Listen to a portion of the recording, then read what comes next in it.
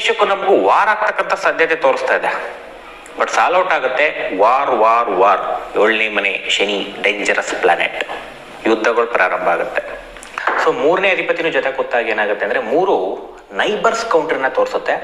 ಇಲ್ಲಿ ಪಾಕಿಸ್ತಾನ ಜೊತೆ ವಾರ್ ಆಗುತ್ತಾ ಭಾರತ ಅಂತ ಒಂದು ಬಂದಾಗ ವಾರಿಂಗ್ ಸಿಚುವೇಶನ್ ಡೆಫಿನೆಟ್ಲಿ ಇದೆ ಕುಂಡಲಿಯಲ್ಲಿ. ವಾರ್ ಆಗೇ ಆಗುತ್ತೆ, ಒಂದು ಕಾಂಬಿನೇಷನ್ ಇದೆ. ಇನ್ನೊಂದು ಕೂಡ ಹೇಳಿದ್ದೀನಿ, ಯೋಧರಿಗೆ ನೇಮು ಫೇಮು ಬರುತ್ತೆ, ಅಟ್ಯಾಕ್ ಮಾಡಿ ಸರಿಯಾಗಿ ಹೊಡಿತಾರೆ, ಮಾತ್ರ ಸರಿಯಾಗಿ ಹೊಡೆದು ಬಿಸಾಕ್ತಾರೆ. ಯುದ್ಧ ಆಗ್ತಕ್ಕಂಥದ್ದು ಕ್ಲಿಯರ್ ಆಗಿ ಕನ್ಫರ್ಮ್ ಆಗಿ ಯುಗಾದಿ ಭವಿಷ್ಯದಲ್ಲೂ ಹೇಳಿದ್ದೀನಿ, ಇವಾಗಲೂ ಹೇಳ್ತಾ ಇದ್ದೀನಿ, ಯುದ್ಧ ಆಗ್ತಕ್ಕಂಥದ್ದು ಸ್ಟ್ರಾಂಗ್ ಆಗಿದೆ. ಭಾರತಕ್ಕೆ ಯಾವುದೇ ಸಮಸ್ಯೆ ಇಲ್ಲ. ಏಕೆಂದರೆ 4ನೇ ಅಧಿಪತಿ ಆಗಿರ್ತಕ್ಕಂಥ ಕುಜ 11ನೇ ಮನೇಲಿ ಕೂತ್ಕೊಂಡು ಯೋಧರಿಗೆ ಕೀರ್ತಿ, ದೇಶಕ್ಕೆ ಸೇಫ್ ಬರ್ತಕ್ಕಂಥದ್ದು ಕೀರ್ತಿ.